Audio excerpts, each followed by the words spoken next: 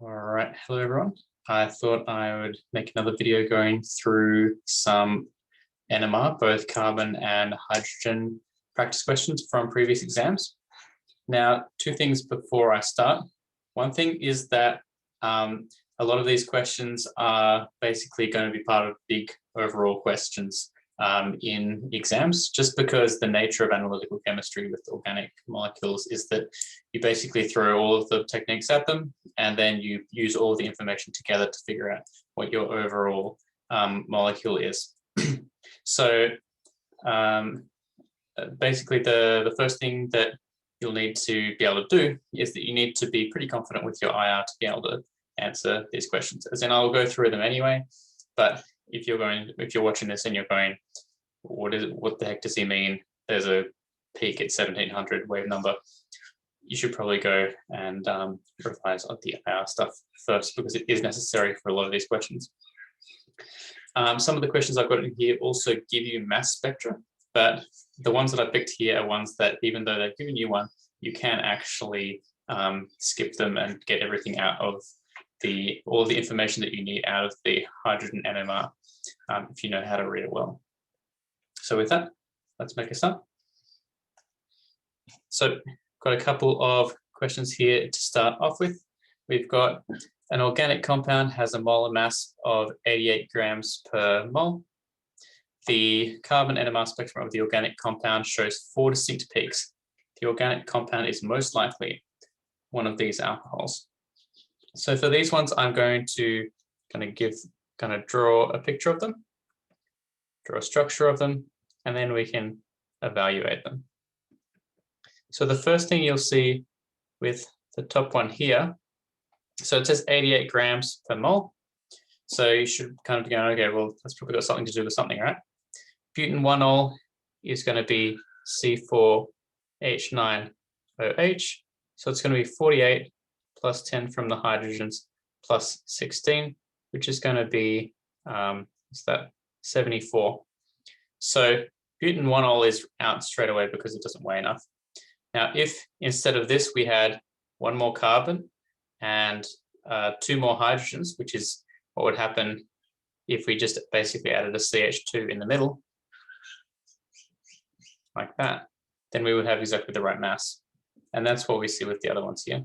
So this one here is just adding a CH2, basically. So we've got that one there. Let's draw that one. We've got 1, 2, 3, 4. The, oops, should be on the second carbon. There we go. So we've got butan 2-ol. I can do that right. Whoops. Okay. There we go. 4 carbons. I'm going to put a methyl here, and we've also got an OH here. Then we've got 2,2-dimethyl-propan 1-ol. So 1, 2, 3. Put the alcohol on the end here, and it's 2,2-dimethyl. So it's going to look like that. All right. So this one's out of the question already. So that one's just out. So there's 4 distinct peaks. So that just means that there are going to be 4 carbon environments. So let's count them on all these different ones. So here we've got 1, 2, 3, 4, 5. Each of these carbons is in a different position. If you've just got a long chain like this and you've got a functional group somewhere on it and it's not smack bang in the middle, then each of these carbons is going to be different. So we've already got 4 there, and then the branching one is its own one as well. Let's look at this one. We've got 1, 2, 3. And then we've got 2 choices from here. Because it branches out, there are 2 methyl groups on the same one. Both of these are effectively environment 4, which gives us our answer of C. Doing D for the sake of completion, we can go 1, 2, and then we've got 3 methyl groups that are all the same. You can see that all of them connected here and at the same distance away from the OH and the same distance away from each other. So the answer is definitely going to be C. All right, which 2 isomers of dibromo propane have 2 peaks in their carbon NMR spectrum? So let's draw them. So we've got, let's look at our first one here. Both bromines on the middle one. So here we have 1, 2, and this one is the same as this one because it's symmetrical down the middle. 1, 2, 1. So this one does have 2 peaks. So I'll take that one off there. All right. The next one, we've got 2 bromines on the end, carbon, carbon. And then let's have a look at that. We've got 1, 2, 3 different environments. So that one does not fulfill the conditions. That one's the same as that one. This one here. We've got 1 bromine on the end and a bromine on the middle. We've got 1 environment, 2 environment, 3 environments. These guys are all different because this one's really close to this one. This one is slightly further away. This one is the furthest away. So they're all different distances away here. So that one's out of the question as well. So we're going to be looking for something else.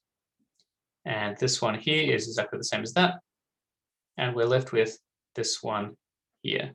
So C, Br, C, C, Br. So you can see that this one's symmetrical as well, giving us 1, 2 carbon environments, which would give us those 2 different signals. So the answer is going to have to be some combination of these 2, which looks like it's that one and that one. So D is our answer there. All right, the high resolution proton NMR spectrum of chloroethane. So I'm going to draw that. Chloroethane has 2 sets of peaks. Both peaks are split. Which of the following correctly describes the splitting pattern? So we've got 2 hydrogen environments. This carbon here is next to 2 other hydrogens. Sorry, these hydrogens are on an adjacent carbon to these 2 hydrogens. So we're going to get 1 plus 2 equals 3 peaks. So we're going to get a triplet for that one. These guys are next to 3. So we're going to get 1 plus 3 is 4. So we're going to get a quartet. Giving us D is our correct answer. All right. The carbon NMR spectrum above corresponds to which of the following compounds? So we've got 3 different carbon environments, and they're at some different chemical shifts. So let's go through them. Propane. Well, propane has only 2 different environments, so propane's immediately out. Can't be the correct answer. 2-methylbutane, 1, 2, 3, 4, with the methyl group here. These guys are the same environment. 2, 3, 4. So, okay, we've got 4 different environments there. It's probably not that. 2-methyl propane 1-ol. Let's put that together like that.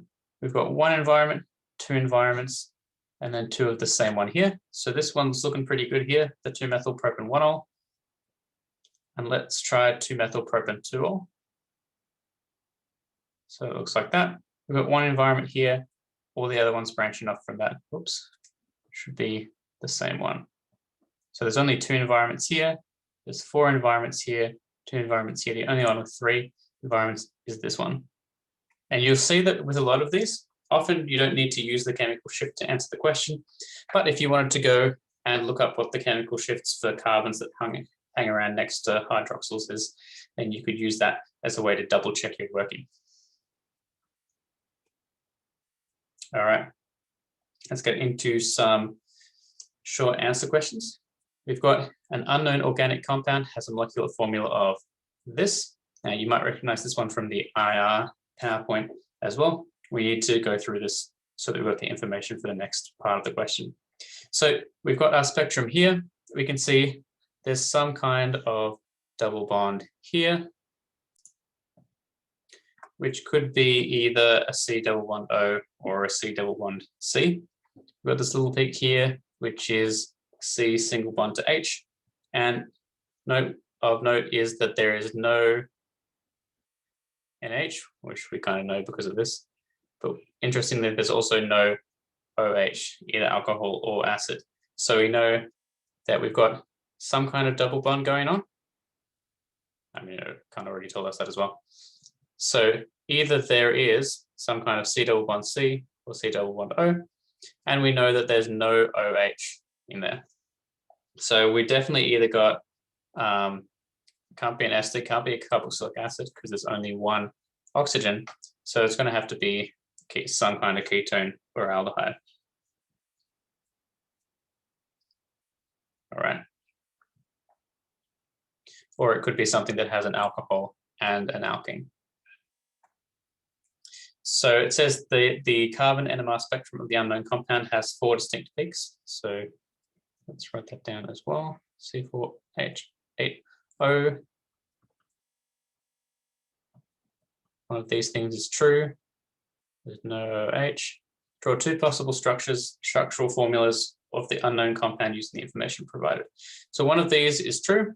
I'm just going to assume it's a C double bond O for now, and just come up with 2 structures that look like that. So it can either be an aldehyde or a ketone.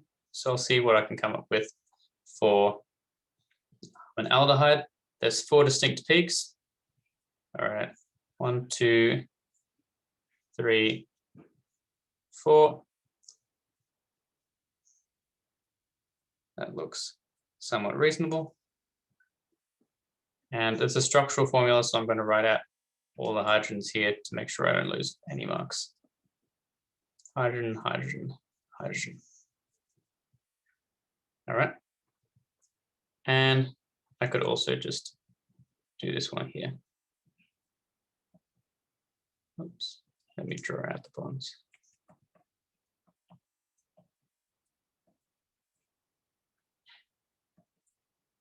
So we've got 8 hydrogens, an oxygen, and 4 carbons. In each one of them, we've got 1, 2, 3, 4 different environments. This one, we've got 1, 2, 3, 4 different environments. So both of these are okay. All right, next we're going to have a look at the hydrogen NMR. So we've got the spectrum there. Interestingly, if you end up getting a table that has all the information, including the splitting, you actually don't really need to look at the spectrum at all, although don't rely on that being in the exam. So identify 3 pieces of information about the unknown compound and indicate how each would assist in determining its structure, 3 marks. So each of these pieces of information is worth a mark. So we've basically got 4 pieces of information we can get from hydrogen NMR spectrum, right? So there's 3 peaks. So there are 3 distinct environments.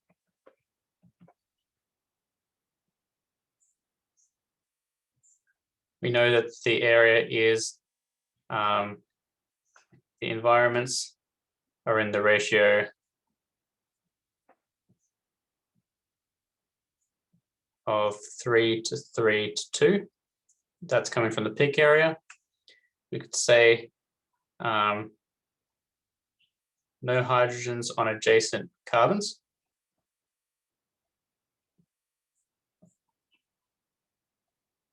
Because all of these are singlets, which is a bit weird. And then we're going to have, we can say information about environments. I won't go into it here. If you wanted to, these 3 are much easier to write about. If you wanted to go and look up some chemical shifts and say, this is what the environments are, then you could do that as well. So you could basically identify the environments from the chemical shifts that are on there. All right. So this question actually didn't require you to figure out the structure at all. I'm going to do it now just because I think it's kind of interesting. So this is actually a kind of weird structure that we've got here, because we can have a look at the ones on our previous page. These are completely not what we've got the spectrum for here. What we've got the spectrum for here, it has 3 singlets. So what that means is that none of the hydrogens are next to each other. So we've got 2, it seems like we've got 2 carbons, which are CH3s, but they're not connected to they're not adjacent to each other at all. So that's most likely to look something like this. And then it seems like there's some kind of double bond. So we're going to end up with 2 hydrogens somewhere as well. And we're going to end up with some kind of oxygen in between, which is a bit weird. So from here, it's not really possible to get anything other than an aldehyde, which doesn't fit at all if we're trying to still go for the carbonyl. So we're going to have to look for a carbon-carbon double bond instead. So we'll look and try and fit in here like that. So now we get a 2 here, a 3 here, and we'll need 1 more 3. So we'll have a CH3 somewhere, and we still need to put the oxygen in somewhere. So it's most likely to be in the middle. Again, you could look up the particular shifts here, and they would help in your process. So we've got this kind of alkene ether thing, which is a bit of a mess. We haven't even discussed the ethers as part of year 12, which is specifically why they haven't asked you to figure out the structure here, because it's a bit hard. So it's potential for them to have structures that are a bit more difficult in there that you haven't seen before, but they probably wouldn't ask you to actually find it. Often these questions are questions like this, where they're saying, what can you tell from the spectrum, as opposed to specifically going and finding the structure. All right, let's look at another one. While cleaning out a laboratory shelf labeled carboxylic acids and esters, a chemist discovers a bottle simply labeled C5H10O2. All right, so there's our first clue there. Based on the IR spectrum, determine whether the molecule is a carboxylic acid or an ester. So let's have a look up here. There is no acid stretch, so it's going to be an ester. So ester, no OH stretch. There you go, there's an easy 2 marks right there from the IR section. We can see the double bond there, and there's a CO, so it is definitely an ester. In terms of getting the actual answer here, all you need to do is disprove that it's a carboxylic acid, and by elimination, prove that it's an ester. So we've got given a carbon NMR as well. It says, identify the number of different chemical environments for hydrogen and carbon in this molecule. For carbon, there's no splitting, so all we do is we just read off the thing. There's 4 picks, so the answer is 4 at the mark. Next, we've got a hydrogen one. We have to tell how many different chemical environments for hydrogen. Now, they've been nice and given us a table here. There's 3 different rows in the table, so there are 3 different environments. There's another mark there. That was the fastest 4 marks you'll ever get. All right. And now we have to draw a structure for this molecule, so we actually have to do some work.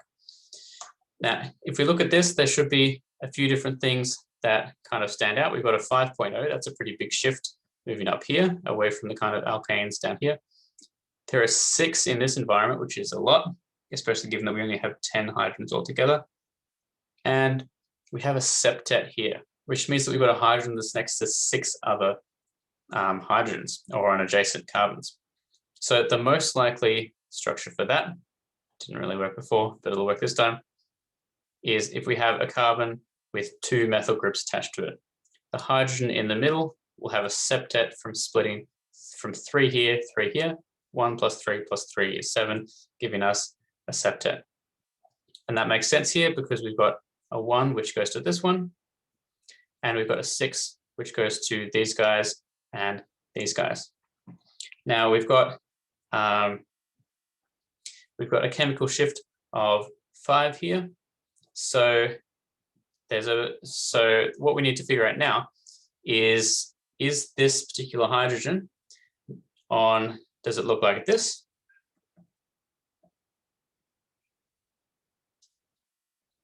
Or is it going to be the other way around and have the carbonyl group over here?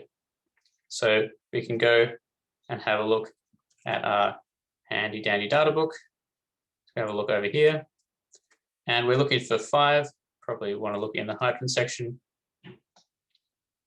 And we can see that if we're on the oxygen side of the ester, because it's pretty high value here, if you're on the carbon side of the ester, it ends up basically being exactly 2. So we're going to be on the oxygen side for our 1 hydrogen there. Oops. Yeah, so there. So we're going to be the other way around to here. Oxygen here, carbonyl here. So it's going to be an isopropyl ethanoate. When you're drawing the structure, I would draw out all of the hydrogens separately. I'm just being lazy with the CH3s.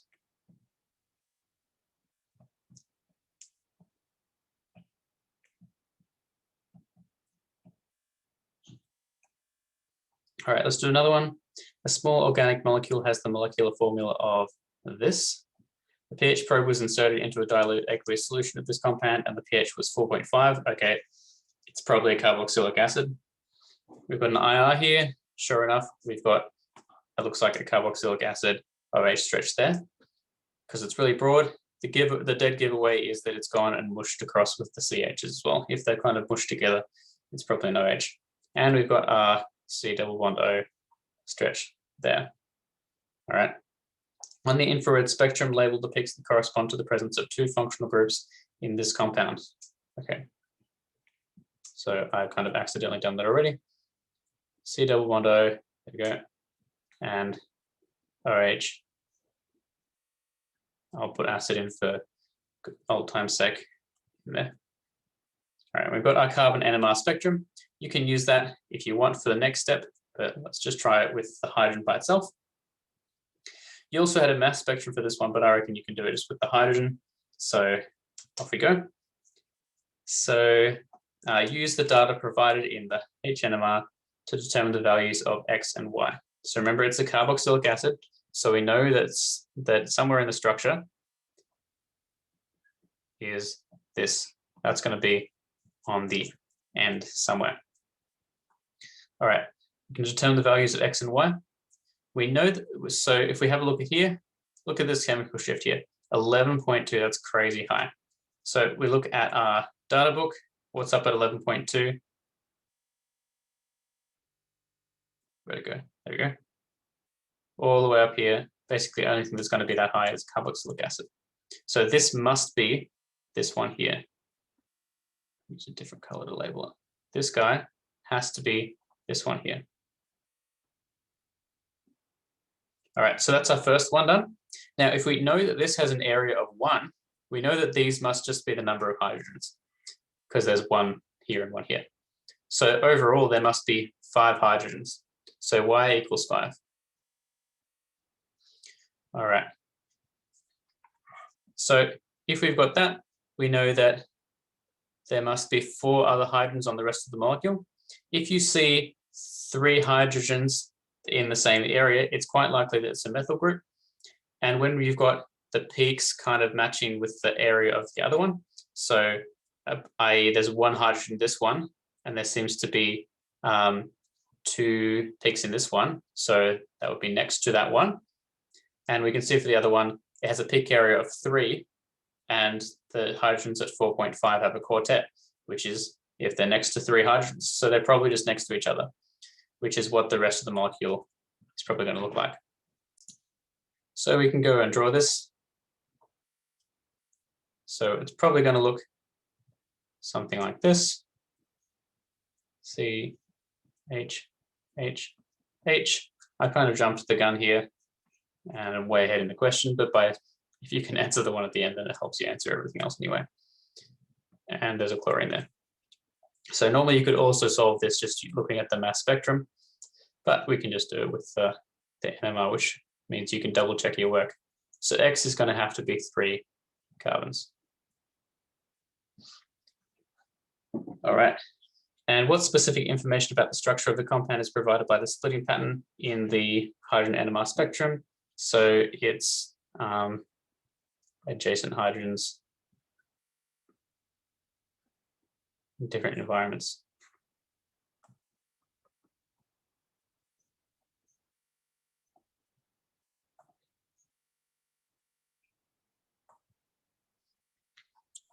Or if you want to go a bit higher, you can talk about how the splitting pattern shows what hydrogens are nearby.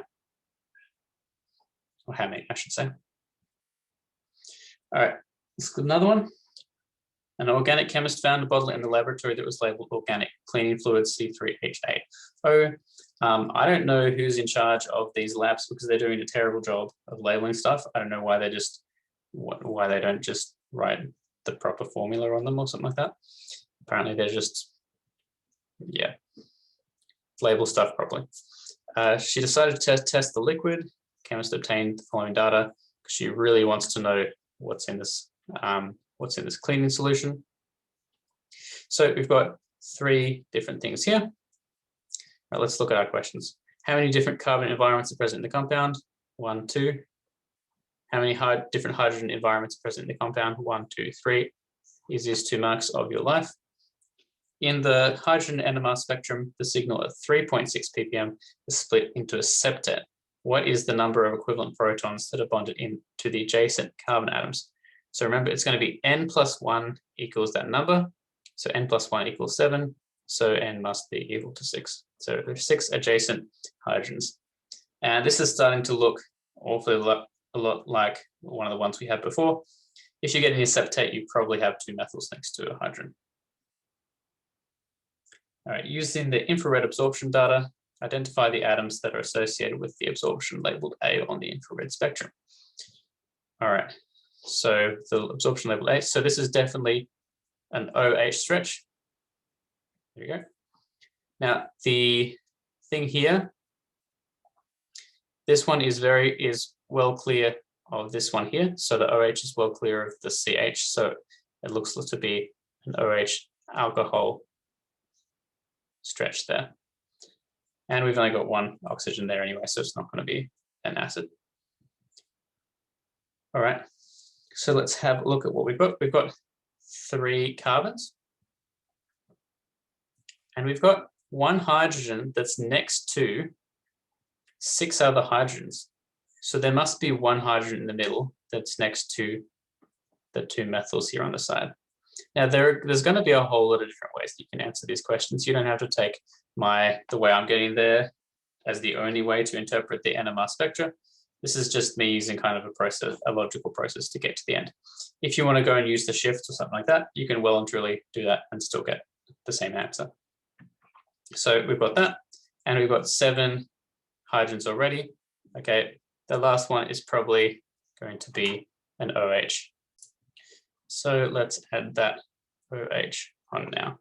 So we end up with isopropanol here, which is a very distinctive cleaning fluid, which has a very distinctive smell. So I'm not sure why the lab tech didn't just kind of smell it. But anyway, we found the structure, and it is isopropanol. All right, and that brings us to the end there. So thank you for watching. Please let me know if you have any questions about NMR or any of that. All right, thanks.